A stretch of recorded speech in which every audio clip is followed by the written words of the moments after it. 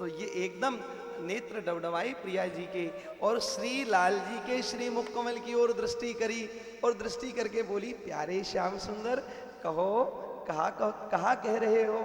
ऐसे कहा, जो देखा कहो कहा कह रहे हो। आहा। तो श्री ठाकुर जी बोले, प्रिया जी एक निवेदन करना चाहता हूं। कहो प्यारे, आपकी प्रसन्नता के लिए मैं सब काम कर सकती हूं, कहो ना एक बार। आहा। श्री ठाकुर जी बोले, प्रिया जी देखो अर्धरात्रि का समय है, हम और आप निकुंज की ओर गमन कर रही हैं और आपके नूपुरों में से बड़ी सुंदर झनकार प्रकट हो रही है, ध्वनि प्रकट हो रही है। लेकिन हे प्रिया जी, इस रात्रि के समय में इन नूपुरों की ध्वनि यदि किसी के कान में पड़ी तो कोई क्या कहेगा?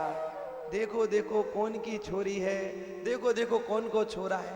प्रिया जी थोड़ा सा लोक लज्जा की दृष्टि से मैं आपसे निवेदन करता हूं कि आप इन नूपुरों को त्याग दीजिए। गीत गोविंद में महाराज लिखा हुआ है, मुखर मदीरम त्यज मंजीरम, त्यज मंजीरम। इन मंजीरों को, इन नूपुरों को आप त्याग कर दीजिए, इनको खोल दीजिए। क्या कहा प्यारे श्याम सुंदर? इन नूपुरों को खोल दूं? ठाकुर जी ने दोबारा स्वीकृति की, हाँ प्रिया जी, फिर हम आनंद से विचरण कर सकते हैं, आप इनको त्याग दो, छोड़ दो, अर्थात इनको उतार दो।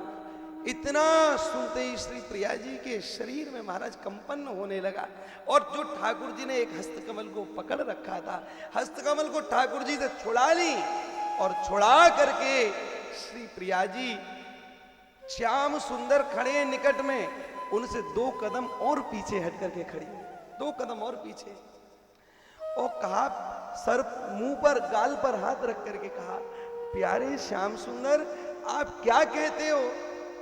मैं इन नूपुरों का त्याग कर दूं?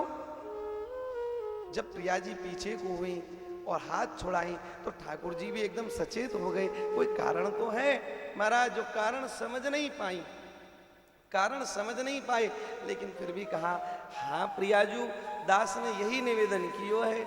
इतना कही तो प्रिया जी के दोनों नेत्र गदगद हो गए, आंसुओं की झड़ी लग गई और हाथ जोड़ करके प्यारे श्याम सुंदर से कहा, हे प्रियतम श्याम सुंदर, आप मुझे अतिशय प्रिय हैं, इस बात में कोई शंका कोई संकोच नहीं है।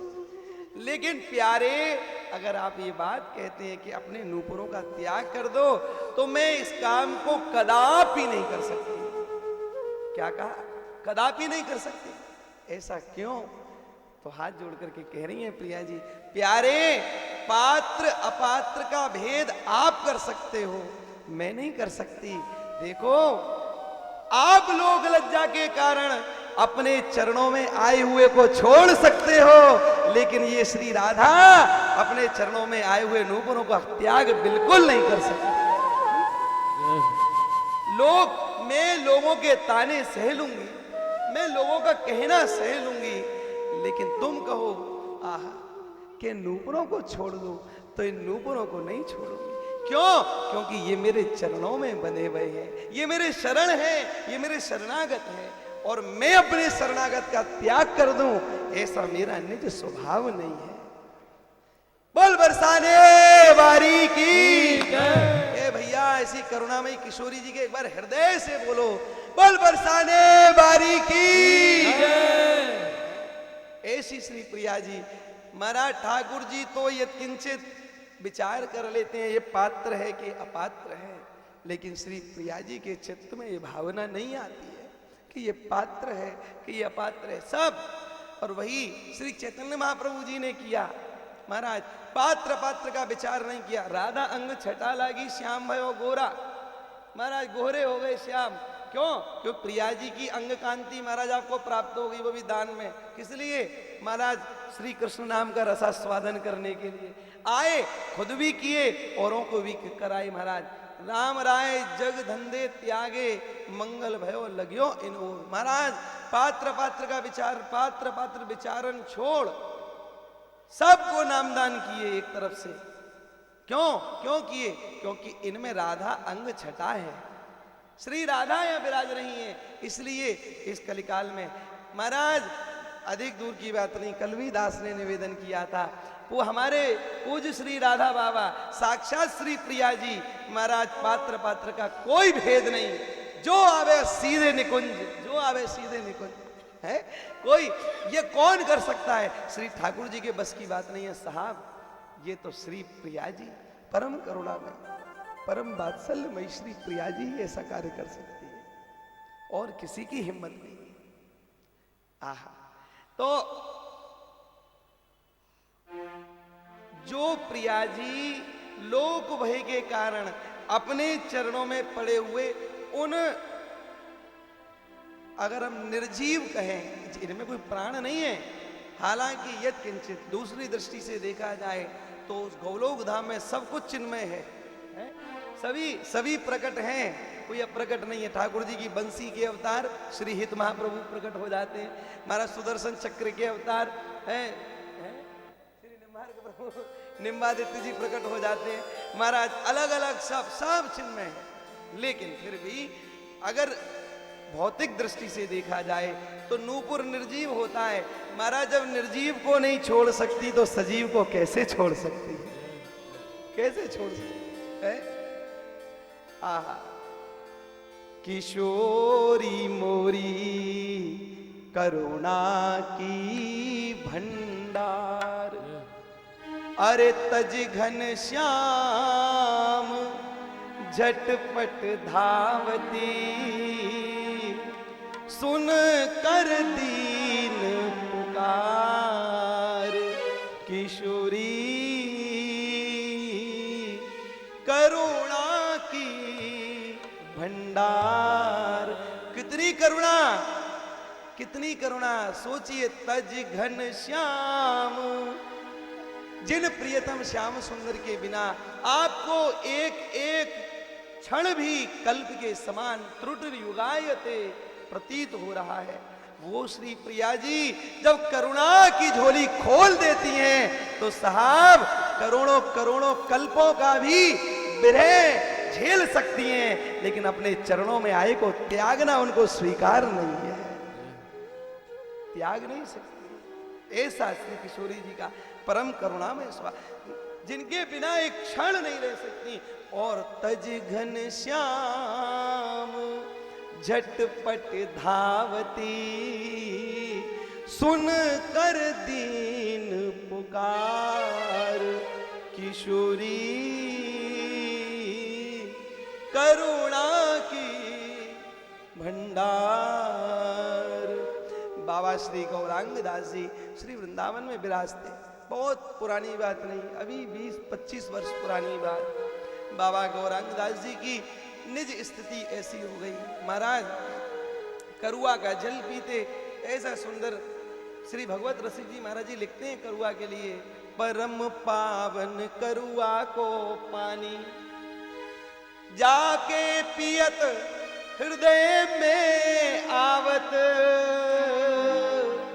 ये मोहन राधा रानी, परम पावन करुआ को पानी, परम पवित्र करुआ का जल।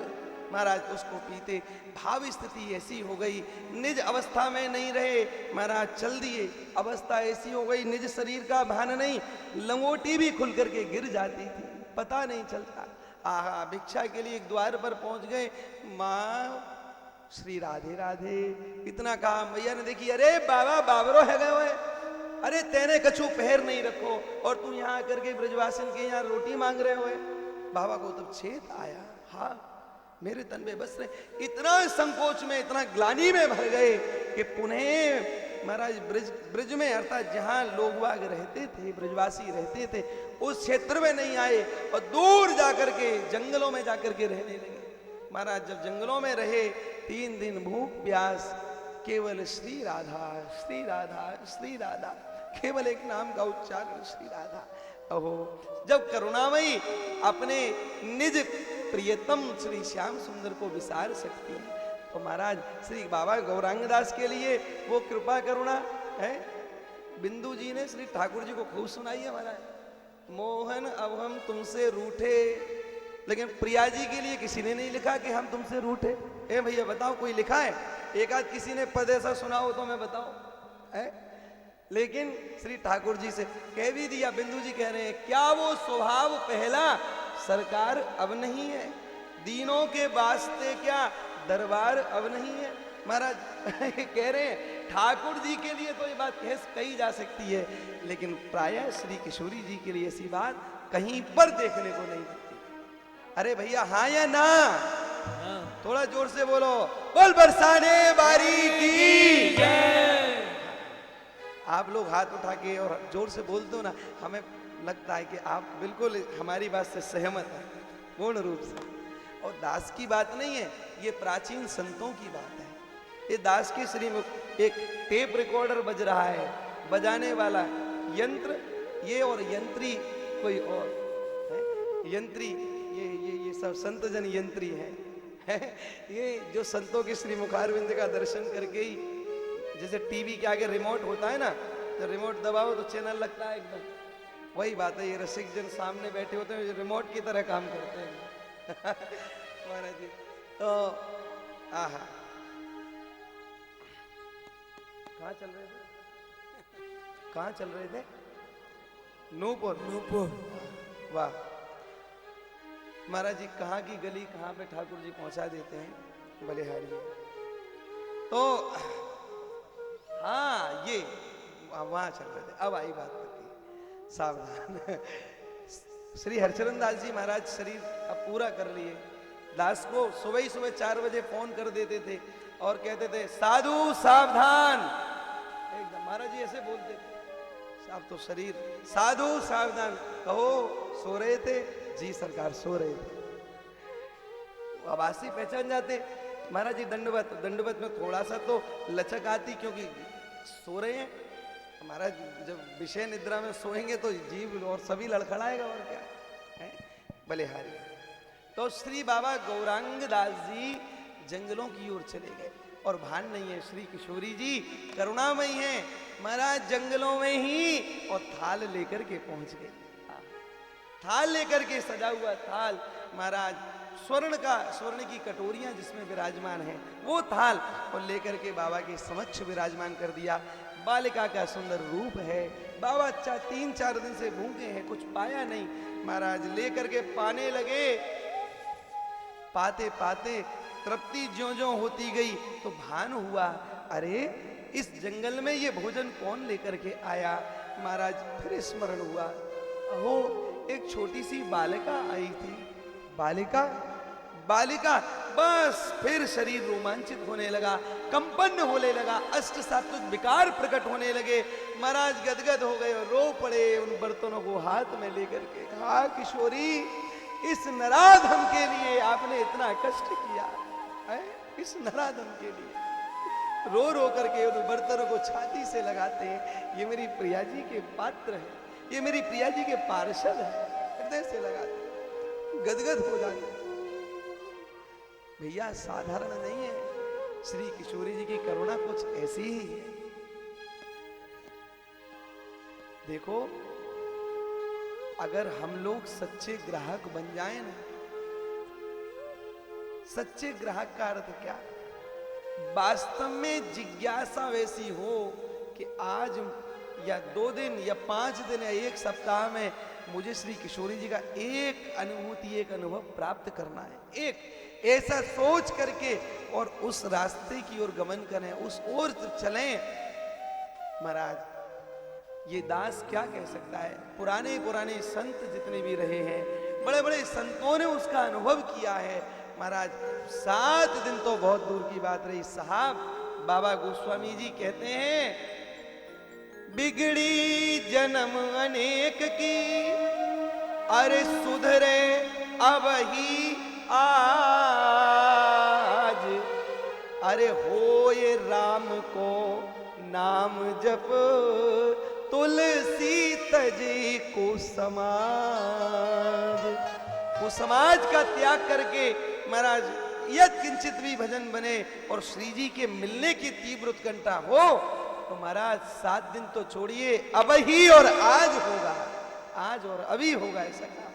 साहब दास नहीं कह रहा, बाबा श्री गोस्वा चक्र चूड़ामणि श्री गोस्वामी तुलसीदास जी महाराज कह रहे हैं क्षण में महाराज जी। और बड़ी सरल भाषा में श्री पूज्य स्वामी जी श्री रामसुखदास जी महाराज इस बात को कहते थे। एक बार कोई एक ऐसे ही सज्जन जो गृहस्थ में थे वो उनके पास पहुंच गए और कहा बाबा मैं भगवान के दर्शन करना चाहता हूं। बाबा ने मुझे होंगे? बोले हाँ जरूर होंगे, सच्ची निष्ठा विश्वास हो तो जरूर होंगे। बाबा पक्का होंगे कि हाँ होंगे? कह दिया। अब इतने बड़े महापुरुष की बात, महाराज वो शायद किसी सरकारी कार्य में कार्यरत थे। महाराज तुरंत उन्होंने क्या काम किया, बाबा के कहे अनुसार बाबा ने कहा जब श्याम सुंदर आवे तो चंदन ले लियो और चंदन से उनका है माथे पे उनके चंदन पधराना और ऐसे कर। ठीक है बाबा। और महाराज थोड़े से पुष्प चरणों में पधराना, ऐसे करके वो बैठ गए। अब महाराज प्रतीक्षा कर रहे हैं, प्रतीक्षा है, अभी टिकट वेटिंग में चल रही है। आहा प्रतीक्षा कर रहे हैं श्याम सुंदर आएंगे। और कहाँ बैठे हैं? बहुत लोगों के बीच में नहीं, एकांत कमरे में जहां सुबह से शाम तक कोई नहीं आवे, कोई भी, एकांत में बैठे। महाराज सुबह दोपहर भी पूरी हुई, संध्या आई, संध्या भी पूरी हुई, महाराज रात्रि आ गई। अहो चित्त में यत्किंचित बात आ गई, रात्रि हो गई, अभी तक नहीं आए। इसका मतलब बस जो ये केवल एक अनन्य आश्रय भंग हो गया, यही अनन्य एक आश्रय या अनन्य आश्रय वो जरा से उसमें ही महाराज भंग, छोटे से उसमें। एक मैया गोसाई श्री विठलनाथ जी की शिष्या महाराज श्री ठाकुर जी को बड़ा लाड़ लड़ाती और ठाकुर जी उसे बात करते, माखन मिश्री खाते, जो जो मैया बनाती ठाकुर जी बन कह करके बोल करके कहते मैया आज तू ये बनामो को, मैया तू ये बनामो को, और वो पवाती। ठाकुर जी सुबह संजय रोज आते और पाते। एक दिन मैया ने ऐसे कह दिया। एक दिन मैया के यहाँ उसके रिश्तेदार आ गए कुछ, और रिश्तेदार आए बहुत दिन बाद मिलने के लिए, और रिश्तेदारों से चर्चा हुई तो मैया ने उसे ऐसे ही कह दिया, अरे मैं अकेली रहूं, तुम मेरे पास आओ ही ना हो हैं, और मेरो तुम्हारे बिना कौन है। बस ये लाइन मैया के मुंह से निकल गई, मेरो तुम्हारे बिना कौन है, कौन मेरी देखभाल करेगा, इतना कहा महाराज। अब वो रिश्तेदार तो चले गए। अब मैया ने संध्या को रसोई बनाई और रसोई सिद्ध करके स्मरण किया, प्यारो कन्हैया आ ही रहे हो, हमारो लाला आ रहे हो। महाराज जिस समय पर ठाकुर जी पधारते अब वो समय निकल गया और धीमे धीमे घड़ी आगे बढ़ने लगी। जब घड़ी आगे बढ़ने लगी ठाकुर जी नहीं आए तो मैया को एकदम बेचैनी हो गई, लाला कन्हैया कहाँ चलो गए, कहाँ चलो गए, अभी तक नहीं आयो। महाराज रात्रि बीत गई, लाला नहीं आयो, मैया ने भी भोजन नहीं किया, विचलित हो गई और विचलित होकर के तुरंत गुरुदेव के चरणों में पहुंची, प्रणाम किया और दंडवत करके कहा सरकार नित्य प्रति लाला कन्हैया आकर के रोज रसोई पातो और कल रात्रि में बिल्कुल नहीं आयो, खूब मैंने बुलायो, खूब स्मरण कियो, फिर नहीं आयो। सरकार गोसाई जी कहा कारण है? गोसाई जी मुस्कुराए, त्रिकालदर्शी हैं, साक्षात श्री पंडरीनाथ जी के अवतार हैं। महाराज कहे मैया तो सो तेरो अनन्य आश्रय भंग भयो है, तो से कोई अपराध भयो है, तेने काउते यो कही मेरो तुम्हारे बिना कोई ना आए। तुरंत स्मरण आया, हमारे रिश्तेदार आए और उनसे कही मेरो तुम्हारे बिना कोई ना आए। तो बोले बस यही कमी, जैसे डॉक्टर होते हैं ना, डॉक्टर नब्ज पकड़ कर ही बता देते हैं भाई ये गड़बड़ है, ये पेट खराब है कि फला खराब है। तुरंत गोसाई जी ने बता दिया मैया मैया अनन्य आश्रय भंग भयो है। हाँ गोसाई जी कही मैंने। गोसाई जी मुस्कुरा करके बोले मैया इनको बस यही पसंद ना है, श्री ठाकुर जी को यही पसंद ना है कि कोई मेरे अलावा या के हृदय में आवे, ये अपनो पूरो आधिपत्य जमानो चाहे, पूरो आधिपत्य, हाँ पूर्ण रूप से महाराज अधिकार सिंह, कोई दूसरे का को सहयोगी नहीं बनाते। ठाकुर जी को स्वभाव है अकेले ही आना। आहा, जब ऐसा कहा अकेले महाराज आना चाहते, मैया ने खूब डंडोत बलैया करी, गुसाई जी से कही अब आप ही कहो इनसे अब आमे। श्री ठाकुर जी से गुसाई जी ने कही मैया भूरी भारी है, याकू पतो नहीं है, सरकार अब आप कृपा करो। मैया की पुनः पूर्ववत स्थिति बन गई। ठाकुर जी नित्य प्रतिया में और भोजन करें। अनन्य आश्रय अगर भंग हो जाए नेक भी महाराज गड़बड़ हो जाती है। जरा सा अनन्य आश्रय भंग, किंचित मात्र में ध्यान दीजिए। अनन्यता एक बहुत बड़ी वस्तु है, बहुत बड़ी। महाराज वो जो सरकारी कर्मचारी हैं महाराज बाबा के कहने से आए और मन में केवल इतना आया, बस कहीं ना आए तो बस इतना आया। आहा, अब ठाकुर जी आए ही नहीं। अब मैया के निकट, क्षमा करें, पूज्य श्री स्वामी जी के निकट महाराज वो पहुंचे, दंडवत किया और पूछा उन्होंने ठाकुर जी पधारे? बोले महाराज ठाकुर जी तो नहीं पधारे। हाँ, ठाकुर जी नहीं पधारे, लेकिन एक क्षण को या 2 मिनट को या 1 मिनट को एक बड़ी तीव्र सुगंध आई, और ऐसी तीव्र सुगंध थी कि जिसको आज तक मैं इतना बूढ़ा हो गया उस सुगंध को अब तक मैंने कभी नहीं सूंघा, कभी सूंघने को प्राप्त नहीं हुई। ऐसी सुगंध, ऐसी सुगंध। श्री स्वामी जी मुस्कुरा दिए और कहा देखो जो सुगंध थी ना वो प्यारे श्याम सुंदर के चरणार बिंदों में जो इत्र मला गया है उसी की ही सुगंध थी। लेकिन यत्किंचित तुम्हारा अनन्य आश्रय भंग हुआ होगा। क्या तुम्हारे चित्र में भावना आई थी कि नहीं आए? तो तुरंत हाथ जोड़ करके कहा महाराज मेरे चित्र में ये भावना आई थी। बोले बस द्वार पे आते आते श्री कृष्ण लौट गए, लौट गए। अनन्य आश्रय महाराज जी भंग नहीं होने दिया। श्री भक्त ओम प्रकाश जी ने, ब्रज के भक्त में कथा आती है महाराज जी, स्मरण करके हृदय भर जाता। वो टाई बेल्ट लगाने वाले भक्त ओम प्रकाश, वो अनन्य नाम का आश्रय पत्र लिख लिख करके कह देते बस अब मेरे जीवन का सार समझ लिया है, अब मुझे आप और किसी कार्य में मत लगाइए, अब मैं आपके साथ सहयोगी नहीं बन सकता। 18 घंटा मुझे भजन करना होता है, 18 घंटा भजन करते हैं। महाराज एक समय ऐसा आया, इतनी साधना पुष्ट हो गई, श्री कृष्ण निकट दिखने लगे, ऐसे निकट दिखने लगे अब ना उनको घर सुहाए, ना वस्त्र सुहाए, ना भूख भोजन सुहाए, ना शरीर सुहाए। ऐसी विचित्र स्थिति बन गई। केवल एक कंबल, एक झोली माला और एक श्याम सुंदर का चित्रपट लेकर के जमुना जी की पुलिन पर पल्ली पार पहुंच गए, क्योंकि वहां कोई नहीं आता और दर्शन कर रहे हैं, देख रहे हैं कि श्याम सुंदर की प्रतीक्षा कर रहे हैं, ये आ रहे होंगे, आ रहे होंगे।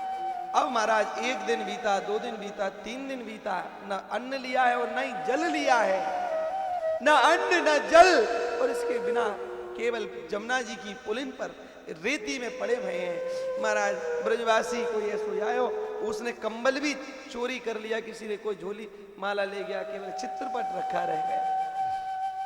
आह, भक्त ओम प्रकाश की स्थिति क्या। महाराज जब इनके भैयाओं को पता चली कि इन्होंने घर छोड़ करके कहीं चले गए हैं, तो सारे वृंदावन में ढूंढवाया, कहाँ गए कहाँ गए। जब पता चला कि पल्ली पार में ऐसे पड़े हुए हैं, आहा, सब लोग इनके निकट पहुंचे, कहा कृष्णा को देखकर सब समझ गए कि अब इनकी मुख पर तेज है लेकिन शरीर क्रश हो रहा है, शरीर में बल नहीं है, ताकत नहीं है।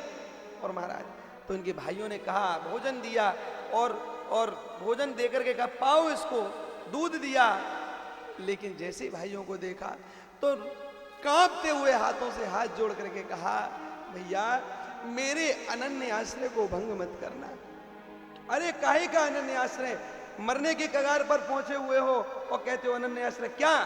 और रो पड़े, कहा देखो श्याम सुंदर सामने ही दिख रहे हैं मुझे, बस थोड़ा और निकट आ जाने दो, थोड़ा और और निकट आ रहे, देखो मुझे वो सामने ही दिख रहा है। ऐसा हाथ जोड़ करके कहा मैं कुछ नहीं पाऊं, कुछ नहीं। अगर मैंने ये व्रत तोड़ दिया तो श्याम सुंदर निकट खड़े हैं, वो वापस चले जाए। आप कुछ मत कहो। ऐसा हाथ जोड़ जोड़ करके कह रहे हैं। खूब प्रयास कर लिया महाराज जी। जब सबको पता चला तो वृंदावन के प्रेमी भक्त संत वहां पहुंचने लगे। देखे भक्त ओम प्रकाश की स्थिति बहुत गंभीर है। अब तक भक्त ओम प्रकाश को 1 महीना बीत चुका है, कुछ पा नहीं रहे। महाराज जी भक्तमाल में लिखा है कि श्री नारायण स्वामी, जिनके नारायण स्वामी जी के जो पद रचित हैं, वो नारायण स्वामी जी तक भी इनके निकट पहुंचे और जबरदस्ती करी कि थोड़ा सा गैया का दूध पी ले, थोड़ी शरीर में शक्ति आ जाएगी। लेकिन साफ मना कर दिए, आप मेरा पतन अगर मेरे लिए अगर दुखालय संसार की ओर भेजना चाहते हो, पुनः 84 लाख के फेर में भेजना चाहते हो, तो आप बड़े संत हैं, आपके द्वारा जगत का कल्याण होना है। और आपकी आज्ञा से अगर मैं 84 लाख के चक्कर में पड़ गया तो बहुत गड़बड़ हो जाएगा। हाथ जोड़ करके कहा सरकार मेरी साधना फलीभूत होने वाली है और मेरे अनन्य आश्रम में बिल्कुल कुछ मत कहो। नारायण स्वामी जैसे संत महाराज चुप मौन हो गए एकदम, क्या कहें। संत तो अब बार बार कह रहे हैं आप थोड़ा बहुत करो। महाराज 1 महीना से 2 महीना बीत गए। 2 महीना पूरे होते ही तो शरीर और कृश हो गया और दुबले हो गए। पूर्ववत स्थिति नहीं रही, केवल बस खाल और यत किंचित थोड़ा सा मांस शरीर में होगा। अन्न अजी जल तक भी एक बूंद नहीं लिया, जल तक एक बूंद। 2 महीना हो गए। देखो ये कठोर साधना करी जाती है। हम लोग अपनी इंद्रियों को पूर्ण विषय उन्मुक्त विषय में रचा पचा करके सोचते हैं, हाँ हमारे श्याम सुंदर आ रहे हो, हाँ हमारे निकट वो किशोरी जी आ रहे होंगे। भैया भूल है, अज्ञानता है। सत्संग कथा में बड़े बड़े महापुरुषों के चरित्र इसीलिए सुनाए जाते हैं क्योंकि भैया हमारी ये गफलत, हमारी ये गलतफहमी दूर हो जाए कि हम इतने बड़े भगत जी हैं, तिलक लगा लिया। हमारी साधना कहां पहुंची, कहां हमारी निज स्थिति है। केवल पर चर्चा, इधर उधर की चर्चा में लग करके और 2 मिनट हरे कृष्णा कीर्तन किया और उसके बाद सोचे हम भगत जी बन गए। नहीं,